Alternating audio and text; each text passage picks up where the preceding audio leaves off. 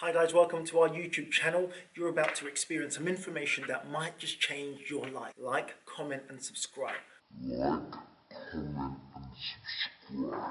Like, comment and subscribe. I'll see you on the other side.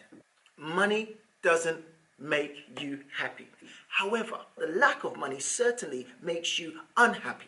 Are you saying if you had the choice of having more money or having less money, you would choose less money? Something I see online all the time. Or this person is a billionaire. Why are they not doing this with their money? How dare you tell people to do with their billions? Because no one tells you what to do with your £1,000 or your minus £1,000 in your bank.